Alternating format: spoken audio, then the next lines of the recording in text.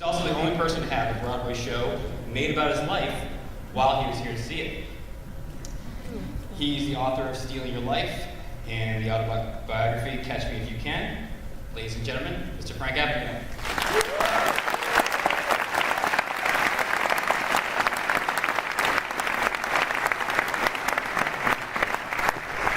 Thank you. It's a pleasure to be here. First of all, thank you very much for this incredible turnout. It's very much appreciated. Normally when I walk up to the podium to talk, it's always about fraud and counterfeiting, embezzlement, cybercrime, and things of that nature, but they've asked me to do something totally different today, and that was to simply talk a little bit about my life. As you know, my story has been told in book, it's been told as a major motion picture, been told as a television series, and now, of course, as a Tony Award-winning Broadway musical on Broadway. All of the creative people who tell my story, of course, are telling my story from their creative point of view. So today I thought I would just simply tell you the actual story from my point of view. I was raised just north of New York City in Westchester County, New York, in a little town there called Bronxville. I was actually one of 4 children in the family, the so-called middle child of the 4. I was educated there by the Christian Brothers of Ireland at a private Catholic school called Iona in New Rochelle, New York, where I went to school from kindergarten to high school. By the time I had reached the age of 16 in the 10th grade, my parents, after 22 years of marriage one day, decided to get a divorce. Unlike most divorces where the children were usually the first to know, my parents were very good about keeping that a secret. I remember being in the 10th grade when the father walked in the classroom one afternoon and asked a brother to excuse me from class. When I came out in the hallway, the father handed me my books and told me that one of the brothers would drive me to the county seat in White Plains, New York, where I would meet my parents and they would explain what was going on. I remember the brother dropped me at the steps of a big stone building and told me going up the steps and that my parents would be waiting for me in the lobby. I remember climbing the steps, seeing the sign on the building that said family court, but really didn't understand what that meant. When I arrived in the lobby, my parents were not there, but I was ushered into the back of an immense courtroom where my parents were sitting before a judge. I couldn't hear what the judge was saying, nor my parents' response, but eventually the judge saw me at the back of the room and motioned me to approach the bench, so I walked up to stand in between my parents. I distinctly remember the judge never looked at me, never acknowledged I was standing there. He just read from his papers and said that my parents were getting a divorce, and because I was 16 years of age, I would need to tell the court which parent I chose to live with. I started to cry, so I turned and ran out of the courtroom. Judge called for a 10-minute recess, but by the time my parents got outside, I was gone. My mother never saw me again for about 7 years, until I was a young adult. Contrary to the movie, my father never saw me or ever spoke to me again. In the mid-1960s, running away was a very popular thing for young people. A lot of them got caught up in Haight-Ashbury, the hippie scene, the drug scene. Instead, I took a few belongings from my home, packed them in a bag, ordered what was then the New Haven and Hartford Railroad for the short train ride down to Grand Central Terminal in New York. My father did own a stationery store, but actually in Manhattan on the corner of 40th and Madison. And like all of us in the family, we had to work in that store. So I made deliveries for my dad. I knew the city very well, so naturally I started looking for the same type of work. There were a lot of signs on the windows: stock boy, delivery boy, part-time. I'd walk in and apply. So tell me, young man, how old are you? 16. How far did you go in high school? 10th grade. I'll hire you. And I went to work for a small amount of money, but I soon realized I couldn't support myself on that amount of money.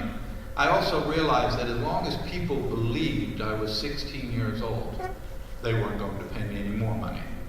In order to survive, I realized I needed to change my date of birth. So we had a driver's license back then. It didn't have a photograph on it, just an IBM card, so I altered 1 digit of my date of birth. I was actually born in April of 1948, but I dropped the 4, converted it to a 3, and that made me 10 years older, or 26 years old. I walked around applying for the same type of work. People gave me a little more money, a few more hours, but even then it was difficult to make ends meet. One of the few things I had left went home with was a checkbook. My father had opened a checking account for me at a small community bank in Mount Vernon, New York. I had a little money in the account, so every so often I'd write a check to supplement my income. $10, $20, funds were there, checks were good. But it was my friends, my peers, who would constantly say to me, "You know, you're the only guy who walks into a bank in the middle of Manhattan. You have no account there, You don't know a soul. You talk to somebody behind the desk and they okay your check. Oh, well, my checks are good. If I walked in that bank, they wouldn't touch my check. You walk in, they don't bat an eye.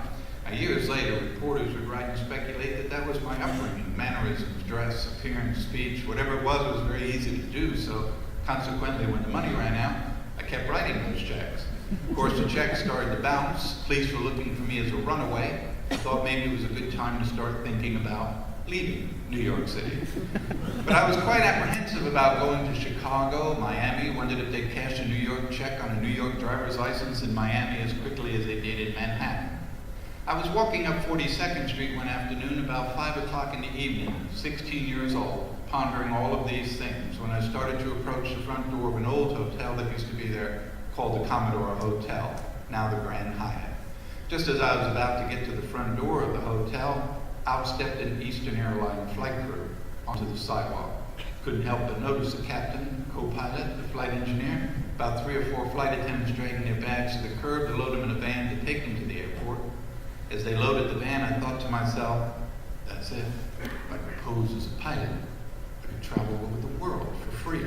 I probably could get just about anybody, anywhere to cash a check for me. So I walked up the street a little further to 42nd and Park.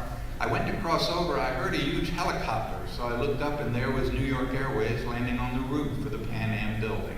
Pan Am, the nation's flag carrier, the airline that flew around the world. I thought, what a perfect airline to use.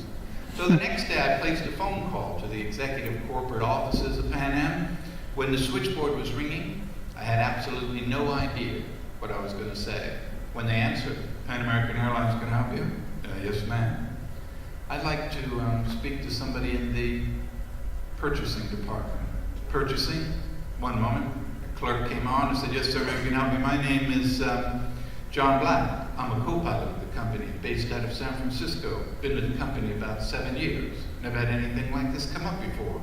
What's the problem? Well, we flew a trip in here yesterday. We're going out today. Yesterday, I sent my uniform out through the hotel to have it dry cleaned. Now the hotel and the cleaner say they can't find it. Here I am with the flight in about 4 hours, no uniform. Don't you have a spare uniform? Certainly, back home in San Francisco, but I never get it here in time for my flight. Do you understand that this will cost you the price of a uniform, not the company? I understand. Hold on, I'll be right back. And he came back and said, my supervisor says you need to go down to the Well-Built Uniform Company on 5th Avenue. They're our supplier. I'll call them and tell them you're on the way. Well, that's exactly what I wanted to know, so I went down to the Well-Built Uniform Company. Little fella, Mr. Rosen, fitted me out the uniform. Back then they were gabardine, the black uniform, the 3 gold stripes on the arm, the gray hair. I certainly looked old enough to be the pilot. When he was all done, I said, how much do I owe you? Well, uniform's $286. I said, no problem, I'll write you a check. Oh, no, we can't take any checks. Oh, well then I'll just pay you cash. Oh no, we can't accept cash. You need to fill out this computer card. Then it needs boxes. Put your employee number. We bill this back under uniform allowance. Comes out of your next Pan Am paycheck. That's even better. Go ahead and do that. New York had 2 airports, LaGuardia and Kennedy. LaGuardia was 20 minutes from New York. Kennedy was 50, so naturally LaGuardia being the closer of the 2, that's where I went. Spent most of the morning walking around LaGuardia in the uniform, trying to figure out now that I had the uniform, how the hell to get on these planes. Well, I got a little hungry about lunchtime, so I walked in the luncheonette, sat down at the counter on the stool, and ordered a sandwich. Moments later, a TWA crew walked in. The flight attendant sat in the booth, but the pilot sat at the counter on either side of me, captain right next to me. Now, back before deregulation of the airlines, airline people thought of themselves as just one big family. They didn't hesitate a moment to talk to each other, and the captain kind of leaned over. Hey, young man, how's Pan Am doing? Doing just fine, Captain. I mean, what's Pan Am doing out here at LaGuardia? Pan Am doesn't fly into LaGuardia. Well, I picked up on that right away. Yeah, we came into Kennedy at a short layover, came over to visit some friends of mine. Matter of fact, on my way back to Kennedy now. So tell me, what type of equipment are you on? Now, airline people have a lot of jargon for things, and one of them is they never call a plane or an aircraft, they call it equipment. And what type of equipment you're on?